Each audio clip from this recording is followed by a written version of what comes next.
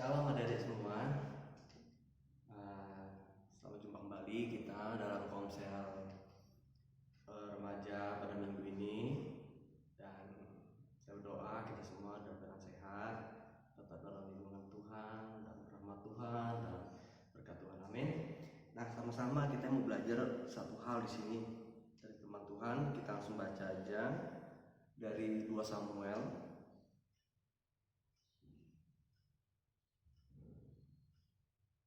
2 Samuel 12 ayat 9. 2 Samuel 12 ayat 9. Begini firman Tuhan.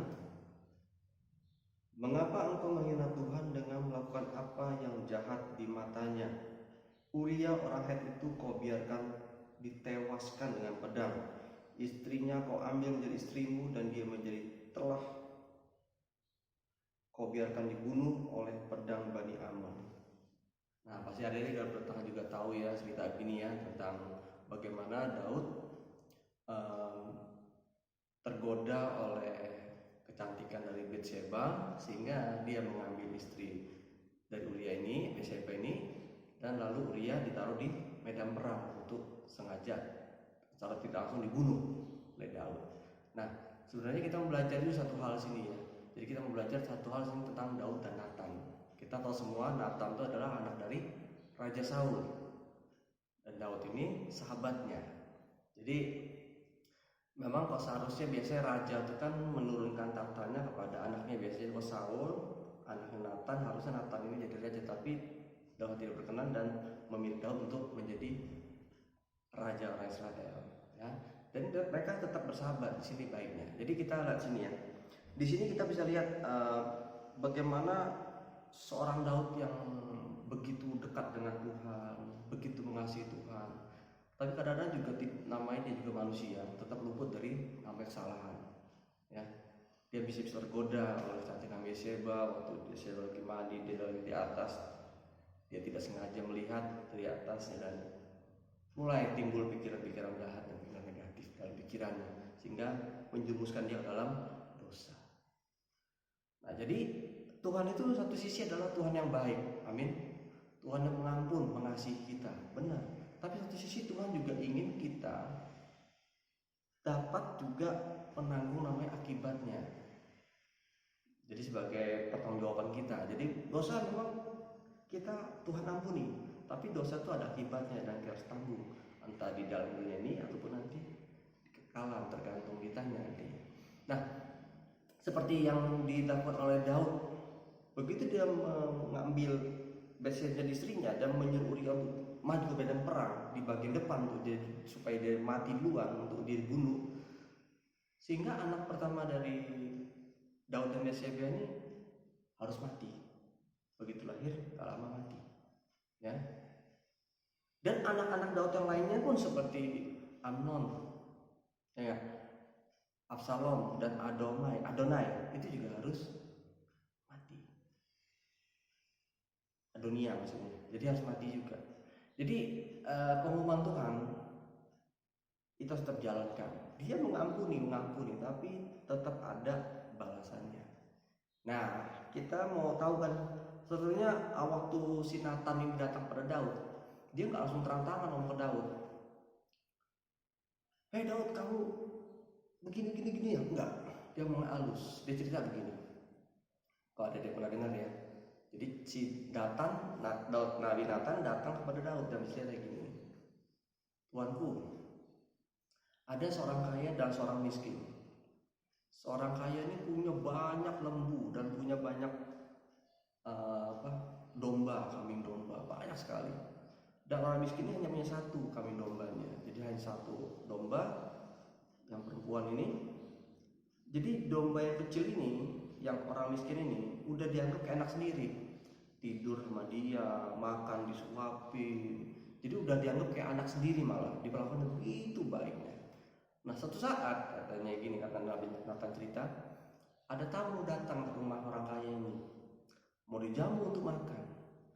Sehingga dipikir, waduh sayang amat ya kalau saya mengorbankan domba lembu punya saya sendiri, mendingan saya ambil punya orang miskin itu, diambil dombanya. Begitu dengar begitu langsung Daud bangun dan dia ngomong apa? Orang itu harus dibunuh. Harus dibunuh. Bahkan orang miskinnya harus digantikan, harus dapat kompensasi 4 kali lipat dari kehilangan dia. Wah, langsung begitu. Reaksi Daud begitu dia membela begitu. Tapi begitu Nathan cerita, ya orang kaya itu adalah kamu. Nah, seperti dari ayat 9 tadi, kau menghina Tuhan katanya dengan melakukan hal begitu.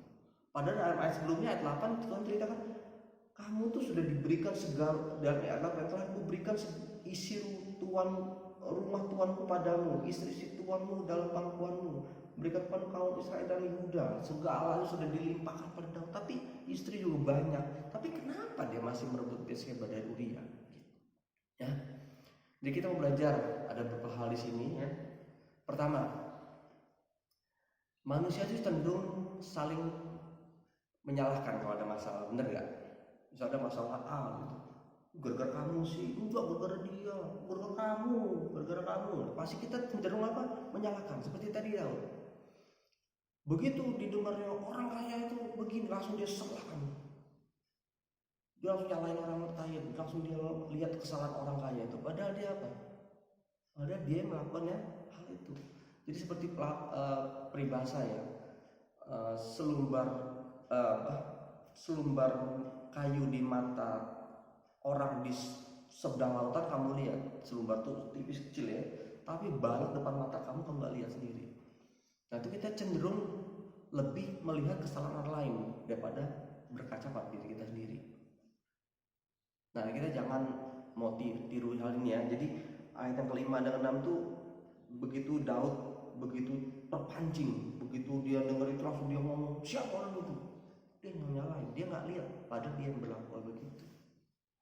Ya satu hal di sini, jadi kalau kita ada masalah, ada apa yang melibatkan kita, kita coba belajar nggak menyalahkan orang lain. Kita berkaca, itu masalah dari kita atau orang lain. Kita mulai, jangan kita langsung tiba-tiba langsung nyalakan orang lain. Gara-gara kamu, itu nggak baik. Ya, kita berkaca masalah kita bersama orang lain. Ya, supaya kita bukan kita bukan diciptakan oleh Tuhan menjadi hakim. Hakim itu adalah Tuhan. Tuhan adalah Tuhan yang adil. Dia ngerti mana yang salah, mana yang benar. Kalau manusia masih banyak salahnya. Amin. Yang kedua kita lihat ya, Tuhan itu baik. Kenapa Tuhan itu sangat baik? Ya karena lihatnya, Daud walaupun sudah melakukan hal yang begitu rupa menghina Tuhan, menyakiti hati Tuhan, tapi Tuhan masih utus Nathan untuk memperingatkan Daud. Nah ini kebaikan Tuhan. Tuhan nggak biarkan anaknya terjerumus lebih jauh lagi. Dia ingin Daud untuk cepat berbalik. Tuhan itu baik. Dia mengirim Nabi Nathan. Seperti orang tua kita juga. Kalau orang tua kita masih sayang sama kita, pasti kan kalau kita melakukan kesalahan, kita melakukan yang tidak berkenan di mata orang tua kita, pasti orang tua kita akan tegur. Bener nggak? Guru sekolah kita akan tegur. Guru sekolah minggu, kakak sekolah minggu kita harus tegur juga kalau ada kesalahan memang tidak berkenan di matanya, yang tidak sesuai dengan firman Tuhan, sesuai dengan kebenaran. Itu artinya apa? Ya karena masih peduli, masih sayang gitu. Begitu juga Tuhan. Kalau Tuhan masih tegur kita masih tegur oleh orang tua kita, oleh kakak-kakak rohani kita, oleh guru kita, oleh teman-teman kita. Itu artinya Tuhan sayang sama kita. Artinya Tuhan ingin kita berbalik dari jalan-jalan kita yang tidak berkenan di mata Tuhan. Amin. Nah yang ketiga. Nah ini yang poin yang ketiga ini. Kenapa Tuhan kok benar-benar ingin harusnya kalau orang begitu tuh kan zaman dulu kan kalau dia begitu melakukan hal dosa begitu harusnya udah dihormati, dirajam kan atau dipenggal atau diapain harusnya. Tapi emang Tuhan tuh baik tadi mengirim Nabi Nathan kepada Daud karena Daud ini adalah orang istimewa di mata Tuhan. Apa keistimewaannya? Coba kita baca Kisah Para Rasul ayat 13.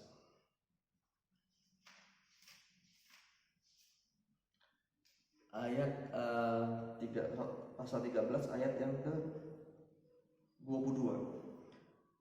Setelah Saul disingkirkan, Allah mengangkat Daud menjadi raja mereka. Tentang Daud Allah telah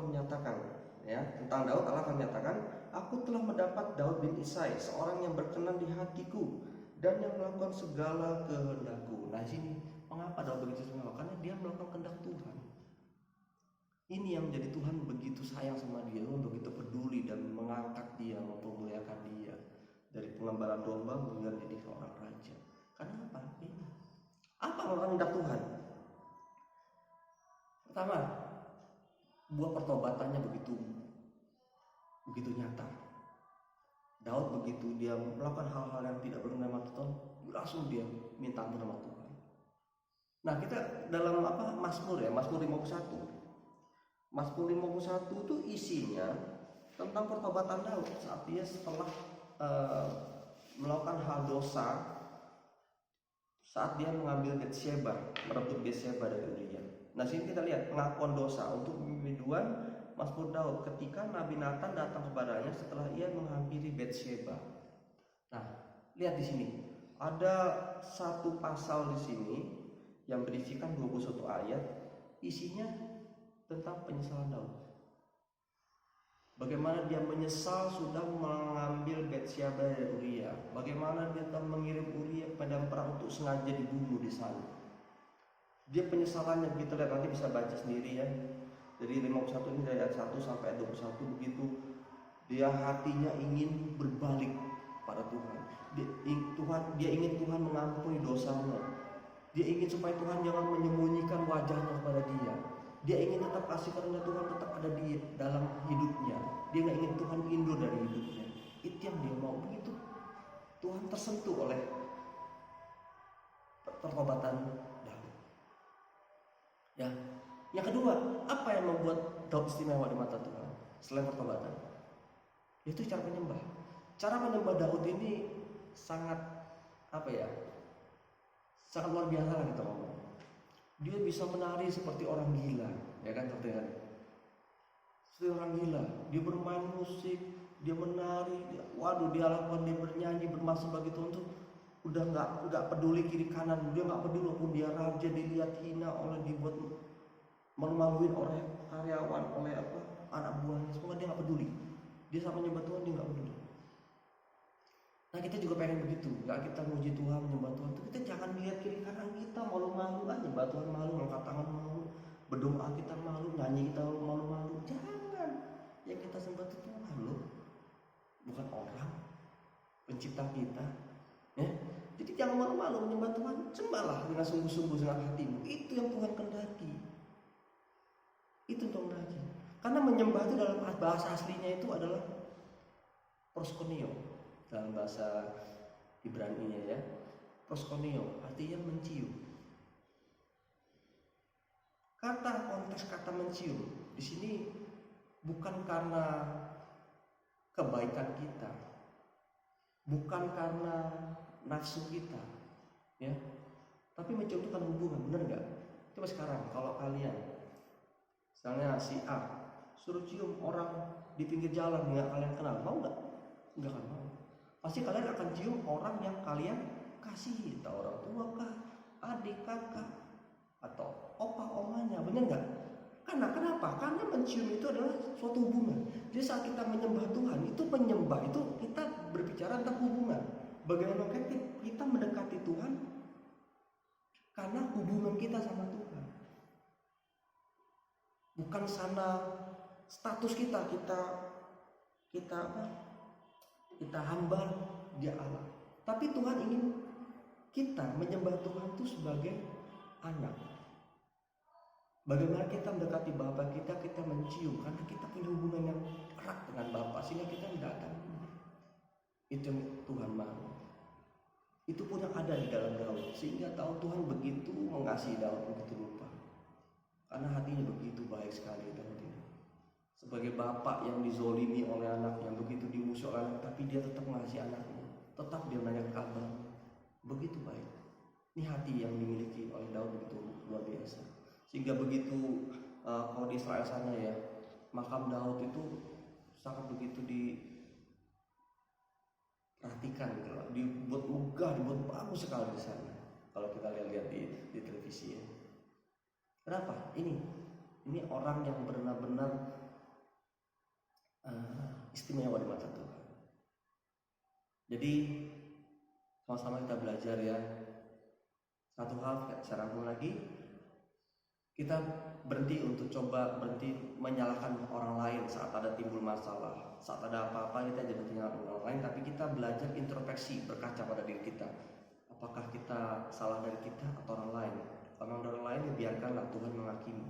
Yang kedua, sadari kalau Tuhan itu baik. Tuhan masih memperingatkan kita walaupun kita berbuat salah, berbuat dosa, tapi Tuhan tetap memperingatkan kita melalui orang tua, melalui firman Tuhan, melalui pendeta, melalui guru atau kakak-kakak rohani kita. Tuhan baik, artinya masih memperingatkan kita, menegur kita. Yang ketiga, ini membuat bagaimana kita bisa tetap jadi orang istimewa di mata Tuhan saat kita mau mengerti namanya pertobatan, saat kita berbuat salah, saat kita melakukan hal yang tidak benar kepada Tuhan, langsung bertobat, kita minta ampun sama Tuhan. Itu yang Tuhan hendaki. Yang kedua, saat kita menyembah Tuhan, kita sembahlah Tuhan dengan sungguh-sungguh. Karena menyembah itu adalah hubungan. Bagaimana seseorang mencium orang yang dikasihnya, itulah namanya menyembah. Ya. Mencium dengan kasih, dengan sungguh-sungguh. Bangun hubungan dengan Tuhan. Supaya apa? Supaya kalian bisa mengerti artinya menyembah itu gimana. Bagaimana kalian punya hubungan yang baik, sehingga punya hubungan yang baik dengan Tuhan. Kalian gak akan malu-malu untuk menyembah Tuhan. Kalian gak akan malu-malu untuk memuji Tuhan. Karena kalian punya hubungan sama Tuhan. Itu yang kau tekankan ya. Supaya kalian berubah dalam hal memuji Tuhan, dalam menyembah Tuhan, sungguh-sungguh, dalam beribadah sungguh-sungguh. Kenapa? Karena kalau kita punya hubungan yang baik dengan Tuhan, kita akan berubah juga cara memuji kita. Kita akan berubah juga cara menyembah kita. Kita akan berubah juga cara beribadah kita pada Tuhan. Amin firman Tuhan. Mari kita berdoa. Terima kasih Tuhan, terima kasih buat firman-Mu yang sederhana ini pada pagi hari ini Bapa. Biarlah firman yang sederhana ini buat tertancap dalam hati setiap anak-anak-Mu tempat ini Bapa, di dalam Komsel Remaja di PPS ini Bapa. Biarlah hati mereka boleh diubahkan dan mereka boleh merasa Tuhan Engkaulah Tuhan yang begitu menyayangi dan mengasihi mereka, bagaikan biji mata mereka, anak kesayangan-Mu Bapa. Terus Engkau menegur dengan kasih setiap kesalahan yang kami yang melakukan sengaja maupun tidak sengaja, karena Tuhan itu begitu baik buat kami Bapa. Dan kami Tuhan tidak mau, dan kami mau belajar terus Tuhan, untuk kami belajar tidak menyalahkan orang lain begitu ada masalah ataupun ada apa-apa Tuhan. Biarlah kami mau belajar mengintrospeksi diri kami sendiri, bagaimana harusnya kami jadi anak-anak Tuhan, tidak menyalahkan orang lain, tapi bila Tuhan menjadi hakim atas semuanya Bapa. Dan kami percaya Tuhan, kami adalah istimewa di mata Tuhan. Kenapa? Karena kami melakukan kehendak-kehendak Tuhan. Kami mengerti akan namanya pertobatan, sehingga apabila kami melakukan hal yang tidak kepada Tuhan, kami akan langsung untuk meminta maaf, minta ampun kepada Tuhan. Dan kami berubah Tuhan dalam kami terhubung dengan Tuhan. Bagaimana kami dapat mempunyai hubungan yang baik dengan Tuhan, sehingga kami dapat berubah dalam kami memuji dan menyembah dan beribadah kepada Tuhan. Hidupi Tuhan firman dalam hidup kami Tuhan Bapa. Biarlah Kau terus berbicara lebih lagi pada anak-anak-Mu Tuhan tempat ini. Biarlah menjadi berkat buat banyak orang. Kau berkati, tutup bungkus mereka Tuhan dalam kuasa-Mu, dengan tangan-Mu yang kuat Bapa. Di mana mereka berada, mau masuk dimanapun, Kau melindungi mereka dari mara bahaya, malapetaka, kecelakaan, sakit, penyakit, virus apapun, menjauh dari mereka Tuhan. Tangan-tangan orang jahat, kuasa jahat menjauh dari mereka dan kemah mereka dan keluarga mereka Bapa. Biarlah mereka tetap dalam hidup dalam lindungan Tuhan dan berkat Tuhan. Terima kasih berkati studi mereka, Bapak sekolah mereka. Biarlah mereka dapat menyelesaikan segalanya dengan baik Bapak. Segala biaya yang dibutuhkan Engkau sudah mencukupkan dan memberkati orang tua mereka, sehingga mereka dapat lulus Tuhan dan dapat sekolah dengan setinggi-tingginya nama Tuhan dipermuliakan melalui hidup mereka Bapak. Kau pakai menjadi alat-alat Tuhan yang begitu luar biasa, menjadi duta-duta kerajaan Injil di akhir-akhir zaman ini Bapak. Terima kasih. Terpuji nama Tuhan selamanya, di dalam nama Tuhan Yesus Kristus. Haleluya. Amin. Tuhan berkati semua. Shalom.